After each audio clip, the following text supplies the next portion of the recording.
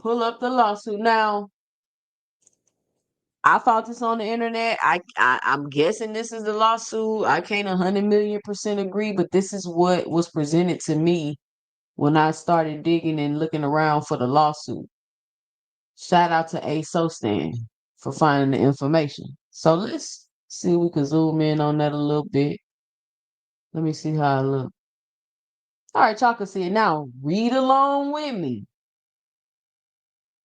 I'm giving you the first hand. Y'all not going, so y'all, when y'all go back and sit in y'all echo chambers, you'll be fully educated because we actually reading it, right? We're actually going through it and reading it. So take this information back to y'all echo chambers. Here we go. File 10/30/2025. That was Thursday. This is my daughter's birthday, 10/30. She turned 9.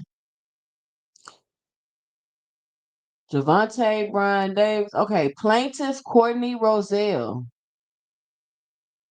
by and through undersigned counsel files this complaint upon defendant Gervonta Brian Davis, the tank. Defendant or Davis for battery, aggravated battery, false imprisonment, kidnapping, and intentional infliction of emotional distress, and in support thereof alleges all follows. This is a complaint seeking actual damage emanating from claims of battery, aggravated battery, false imprisonment, kidnapping, and intentional infliction of emotional distress related to an incident that occurred on October 27, 2025, when Davis entered Roselle's place of work, where he choked, grabbed, pulled, pushed, and hit Roselle in the back of the head. So this happened on October 27th, 2025, on Monday. So this happened on Monday and the lawsuit was filed on Thursday. Now, let me ask y'all a question. When you see that, do you just be like, or do you be like, well, that's kind of strange? I guess what I'm asking is does this seem unusual to anybody? Let me know and drop it below. If it do, if it don't, I mean, I'm just asking, what do y'all think? I'm trying to get y'all 2 cents. Does that sound unusual to anybody?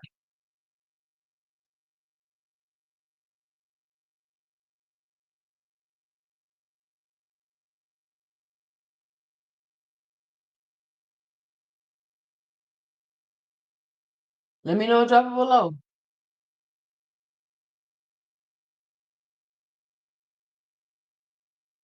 Where 37 Breezy say 2 cents if the fight was canceled. Why they selling tickets?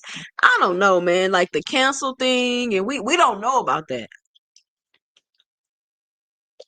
We don't know about that. They said that they're quote unquote performing their own investigation. So I don't know. We still don't know. Are the police doing an investigation? Like, you feel me? I'm trying to figure out what's going on.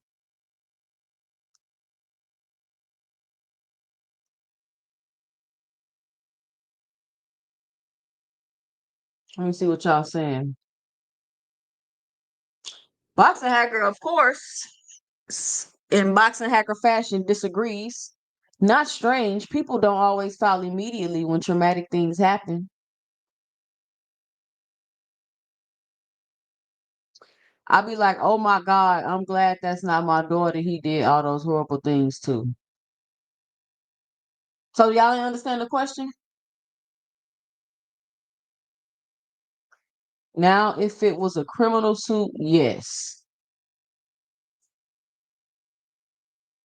Okay, so you're saying since this is not a criminal suit, which it is a criminal suit, because you can't kidnap people and assault people. What you mean by that if it was a criminal suit? Well, to me, if you ask me, I just think it's a little strange because you kind of got to vet things unless you just got all this super evidence. I don't know. Plaintiff Courtney Roselle is an individual residing in Miami-Dade County, Florida, who conducts business in Miami-Dade County. Defendant Gervonta Davis is an individual who resides at that. Why they really got his address in here? They didn't redact it. That's wild. This court has personal jurisdiction over the defendant and venue proper because all parties conduct business in Miami-Dade County and because the incident that took place occurred in Miami-Dade County, Florida. This is an action for damages of over 50,000 and subject matter jurisdiction properly rests for this court. So this is where we get the 50,000 from. Right there in the paperwork.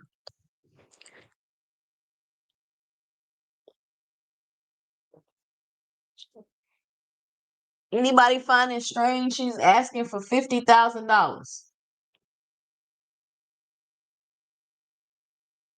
$50,000, which after taxes you'll probably get 30 something thousand.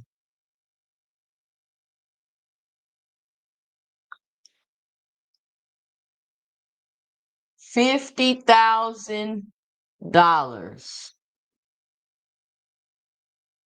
That's it. Little measly 50 racks. Is it giving extortion? Now, just because you extorting somebody don't mean they didn't do it. I'm just asking, is this giving extortion, like some lawfare type shit? Because let's keep going.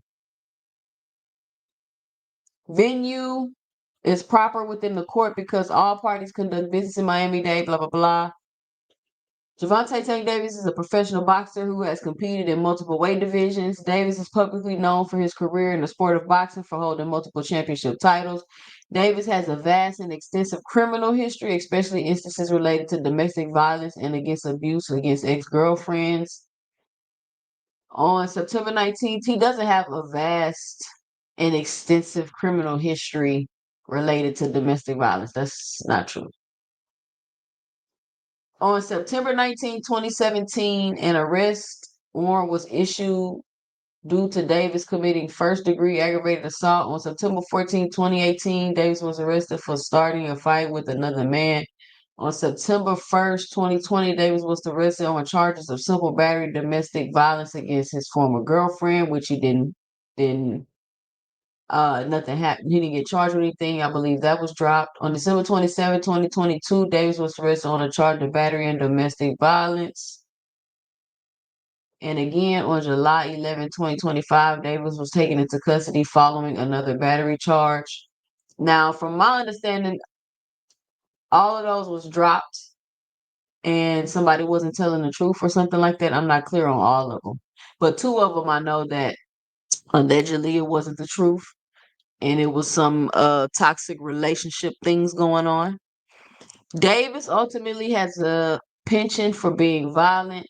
As a result, it is clear that Davis has a propensity and pattern of violence upon women. Roselle and Davis have known each other for approximately 5 years, having first met in or around 2022. For approximately 5 months prior to the incident so is this his current girl, or I mean, is this the same girl? I thought this was a new girl that he was only talking to for 5 months. Does anybody know? Is this the same girl?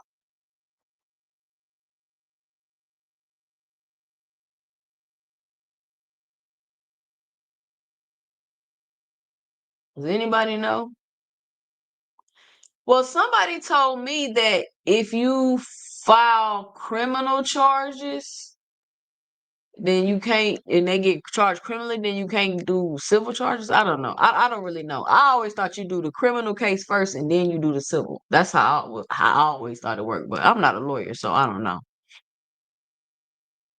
It's his baby mama, the second one, the same one that this incident just happened with in July. Q Brown is her.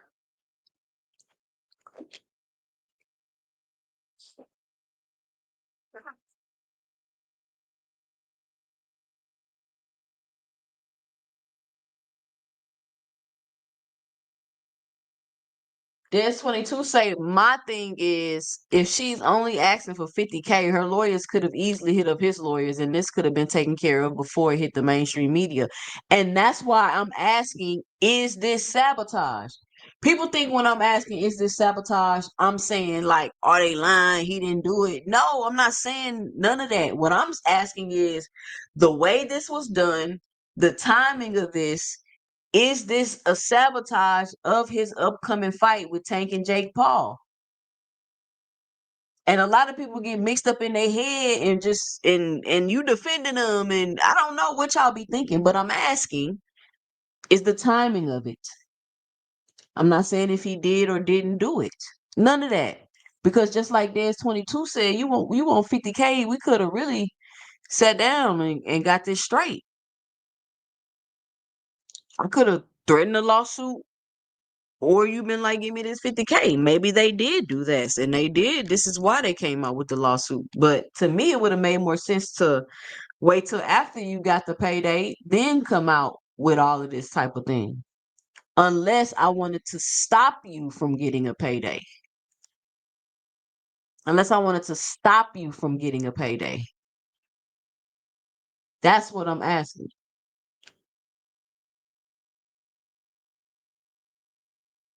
It is sabotage, boxing hacker. Just because you did it doesn't mean you're not using that what I did to sabotage my event. Like what are y'all what am I speaking a foreign language to y'all or something?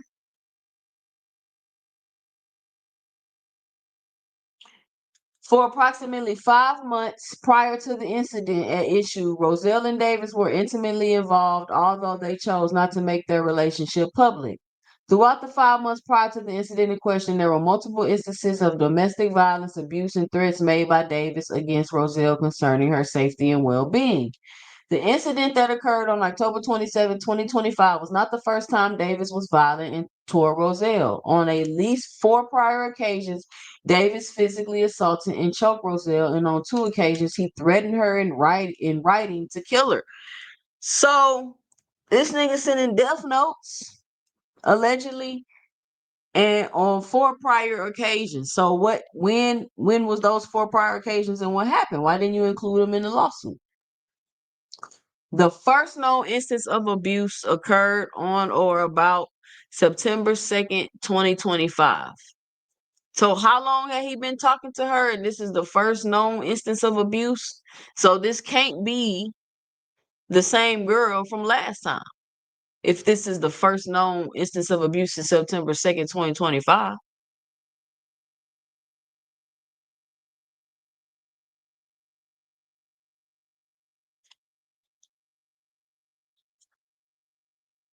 So Northside say civil results in fines, compensation, or other penalties, no jail time. So I'm just saying, it's sounding more and more like, hey, listen, I'm using this information that I have on you to stop what you got going on 2 weeks before your fight. 2 weeks before your fight. Somebody say it's a new girl. There's 22 say 50K seem very modest to me. If it could be sabotaged, but that doesn't mean she lying. Exactly. That's what I'm saying. People think if you say that, then you know. She could be lying, she could be not. We don't know. All right, let's read this because it's 9 pages. Um, the first known instance of abuse occurred on September 22nd when Davis threatened to kill Roselle for failing to respond to his calls and messages and his communications. Davis accused Roselle of being with another man and used abusive and threatening language, stating that he would kill her for being unresponsive. On or about September 23rd, 2025, Davis again threatened Roselle's life, accusing her of infidelity and writing, "I'll kill you." See Collective Exhibit A. Okay, they got the evidence. Okay. That same day, September 23rd, 2025, while at Playa Miami, Davis physically assaulted Roselle by choking her in public. The assault at Playa Miami was not the first time Davis had physically attacked Roselle in a public setting. Prior to October 27, 2025 incident, Davis would also violently choke Roselle at her workplace, Tootsie's, where she works as a VIP cocktail waitress. There, he found Roselle in a back room area without cameras in order to conceal the abuse. So he found her in a back room area without cameras. So how did he find her there to conceal the abuse? I just think that's He found Roselle in a backroom area without cameras in order to conceal the abuse. How did I find you there to conceal the abuse? That's just an odd choice. You was in the area with no cameras, and then I came and found you there to conceal the abuse? On October 27, 2025, at approximately 4:15 a.m., Davis located Roselle inside a place of work upstairs in VIP lounge where Davis forcibly grabbed and dragged Roselle through a stairwell, through the kitchen, and through the back entrance all the way into the parking garage where Davis continuously grabbed, choked, pushed, pulled, struck Roselle in the back of the head, leaving her terrified and alone and embarrassed for coworkers and employees. That's crazy. You shouldn't be punching people in the back of their head. Fuck around and break your hand. Approximately 1 hour after the October 27, 2025 attack, David sent Roselle a text message stating, "I'm on my way, yo, y'all house." Where Roselle understood that to mean that Davis was headed to Roselle's home to further abuse her. Davis has continued to. So what happened when he got there? What happened when he got to your house? Davis has continued to verbally, physically, and psychologically abuse Roselle, causing her to seek medical treatment, therapy, and assistance with daily living as she remains in constant fear for her life. So, the incident that happened on October 27th, are they like not talking, kind of like he was stalking her or something? Like they wasn't talking anymore? That's what I'm asking, because I mean, if we're not talking no more, he coming in and finding me in a room without the cameras and dragging me out and dragging me through the kitchen like he owned the club and shit. So was she already seeking medical attention before October 27th? I mean, I guess that's where my questions would be I would be having. That's where the questions I would be having. But do y'all get what I'm saying? Because it says on October 27th, he went to her job and her place of work. So I'm like, are they not talking right now? Because down here it says she's been doing therapy and seeking medical treatment and assistance with daily living. So she needs assistance with daily living. She was hurt that bad. I wonder if they got like pictures or something. Because she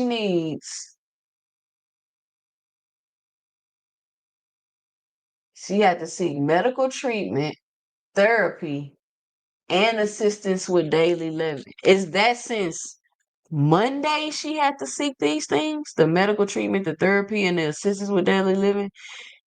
Has she had to seek those things since Monday, or was she seeking those things before now, and then he popped up again, and that was kind of like Monday was the last straw, so she went on Thursday to file a lawsuit. Do y'all get what I'm saying, or y'all think, or am I making sense?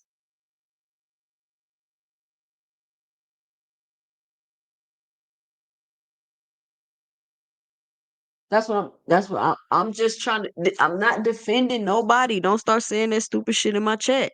I'm just reading the lawsuit and I got questions. So I'm asking. The incident described in the lawsuit was on October 27, 2025, which was last Monday. But in the lawsuit, it says that she had to seek medical treatment, therapy, and assistance with daily living. This was filed on the 30th. So did she need these things from the 27th through the 30th? Or was she already using these things from the previous things from abuse? Like that's like, what's the timeline is what I'm asking. That's all. Let me see what y'all saying.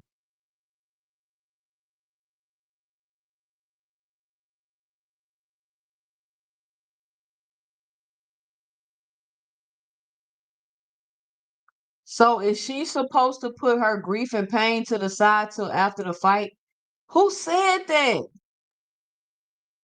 That's what I be talking about, y'all. Who heard me say that? Nobody said that. Nobody said that.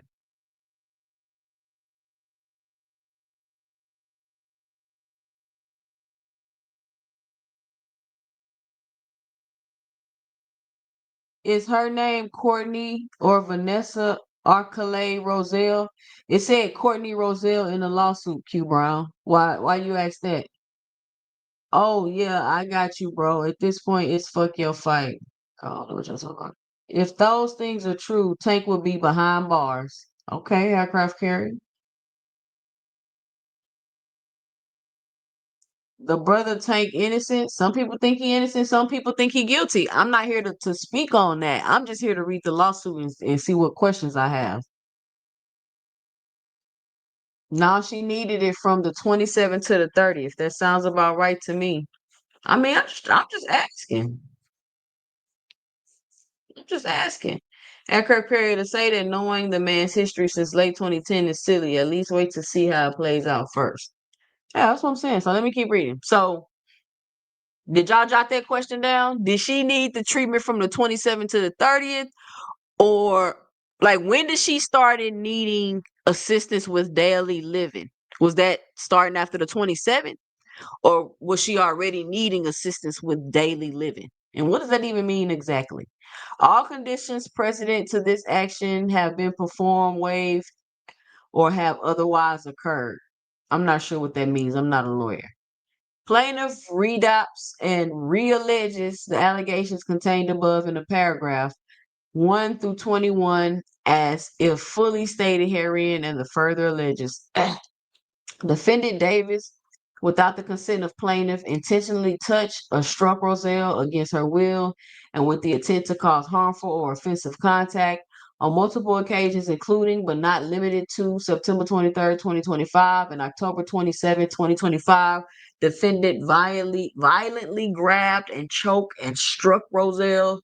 The contact made by defendant was willful, malicious, performed with intent to cause harm and intimidation. As a direct and proximate result, defendant's intentional and unlawful physical contact, plaintiff suffered bodily harm, pain and suffering, emotional distress, humiliation, and mental anguish. Wherefore, plaintiff demands judgment against defendant for compensatory damages, punitive damages, cost of his actions, and such other relief as the court deems just and proper. Plaintiff redopts and realleges the allegations contained above and in paragraphs 1 through 21 as the fully stated herein, and he further alleges, considering Davis' status as a professional boxer, one of the biggest currently in the world, his actions in intentionally touching or striking Roselle should not be given the same weight as if a reasonable, average, everyday layperson put their hands on another party. Defendant Davis, during the course of intentionally touching or striking plaintiff against her will, knowingly caused great bodily harm in accordance with Florida statutes.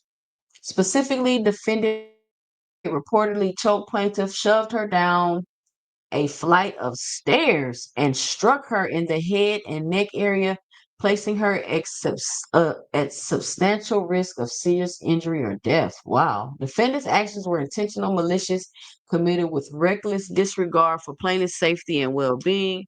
As a direct and proximate result of defendant's aggravated battery, plaintiff has sustained physical injuries, emotional trauma, pain and suffering, medical expenses, and a loss of capacity for the enjoyment of life. Wow. Well, she should have some medical records for sure. She definitely should have some medical records. Plaintiff demands judgment against defendant for com- com- compensatory damages, punitive damages, attorney fees, and costs as permitted by law and all other relief deemed just and proper by the court. You only suing for 50,000 after all this? You only want 50? I'm sure your medical bills cost about that. Plaintiff redopts and realleges the allegations contained above and in paragraphs 1 through 21 as if fully stated herein, and he further alleges defendant Davis by force, threats, and physical violence unlawfully restrained, confined, or imprisoned plaintiff against her will and without legal authority or justification on multiple occasions, including but not limited to the incident on October 27th, 2025. Defendant forcibly dragged plaintiff through a stairwell, through a kitchen, through a back door, and all the way into a private parking garage at her place of employment, physically prevented her from leaving and restrained her by choking and holding her against her will. So is that the kidnapping? Defendant's actions were deliberate, intentional, and designed to instill fear and control over plaintiff. As a direct and prominent result of defendant's false imprisonment, plaintiff suffered emotional distress, humiliation, loss of liberty, and psychological trauma. Wherefore, plaintiff demands judgment against defendant for why can't I say this word? Compensatory damages, punitive damages, and such other relief as this court deems just and proper. Oh no, that wasn't a kidnapping. This was the false imprisonment. Oh, I see. Okay, so the false imprisonment was when he dragged her out the back and was holding her. This is the kidnapping. Plaintiff redopts and realleges the allegations contained above and in paragraph 1 through 21 as a fully alleges defendant Davis with the intent to commit the offense of kidnapping as defined by Florida statutes to forcibly, secretly, or by threat confine, abduct, or imprison plaintiff against her will with the intent to terrorize or inflict bodily harm upon her. During the October 27, 2025 incident, defendant forced plaintiff to exit her workplace against her will, dragged her through the establishment, through a staircase, a kitchen, a back room, and all the way into a parking garage, and attempted to force Roselle into his car until Roselle was able to run away. Defendant's conduct, including prior acts of violence and threats to kill plaintiff, demonstrates his specific intent to unlawfully confine and control Roselle through force and intimidation. Defendant's actions constitute an overt act toward the attempt of kidnapping. As a direct and prominent result of defendant's actions, plaintiff suffered severe emotional distress, physical injury, and fear for her life and safety. So this was the 27th. Okay. So she got hurt. Okay. Okay. Plaintiff demands judgment against defendant for compensatory damages, punitive damages, and any further relief the court deems just and proper. Intentional infliction of emotional distress. All right, let me take a break, see what y'all saying in this chat. Yes, thank Father, the lawsuit said 50K after all of this shit. 50K after all this bullshit. Shout out Jab Queen Boxing in the building. What up, Jab?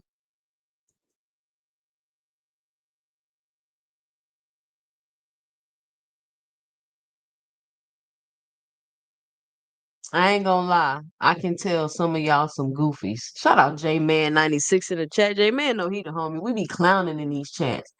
Me and J-Man be having a blast in the chats. I'm telling y'all. I don't know. This doesn't seem like the truth. Threw her down the stairs. Listen, we can't say if it's the truth or not. I don't put anything past anybody, but we just reading this. We not here to say nobody guilty. We're not here to say nobody innocent. I'm just here to read this. So let's finish reading it. Where I stop at. Intentional infliction of emotional distress. Plaintiff redopts and realleges the allegations contained above and in paragraphs 1 through 21 as if fully stated herein, and he further alleges defendant Davis engaged in a continuous and deliberate course of outrageous, malicious, and intentional conduct direct toward plaintiff consisting of repeated acts of physical violence, explicit death threats, and ongoing emotional and psychological abuse. Defendant's conduct was so extreme and outrageous that defendant went far beyond what any reasonable person could consider acceptable in a decent and orderly society. So that's laughable. Prior to the events involving defendants Davis, plaintiff had previously been subjected to abuse by another individual. Out of fear and trauma, plaintiff never reported or disclosed that prior abuse for over 10 years. As a result, so this ain't no new chick, y'all, over 10 years. As a result, plaintiff developed symptoms consistent with the post-traumatic stress disorder and has lived with that fear and emotional vulnerability. Defendant Davis' conduct has re-traumatized plaintiff, triggering her prior PTSD and compounding her psychological injuries. Plaintiff now lives in a constant state of fear and is unable to feel safe in her own home. She is having trouble dealing with day-to-day life, including eating, sleeping, having nightmares, and socialization. Plaintiff is actively seeking therapeutic treatment to address the severe emotional and psychological harm caused by defendant's actions. She remains afraid to live alone and has been forced to reside with another person for safety and emotional stability. Defendant acted intentionally, willfully, and with reckless disregard for the high probability that that his conduct will cause plaintiff severe emotional distress, trauma, and lasting psychological harm. As a direct and proximate result of defendant's conduct, plaintiff has suffered and continues to suffer severe emotional distress, anxiety, humiliation, psychological trauma, and a well founded and ongoing fear for her personal safety and life. Plaintiff continues to seek psychological treatment and counseling as a direct result of defendant's extreme and outrageous conduct.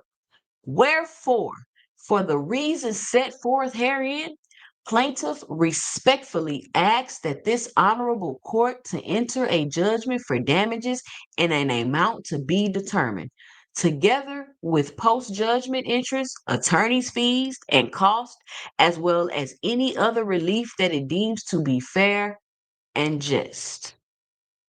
Plaintiff hereby demands a trial by jury on all issues so trialable. So they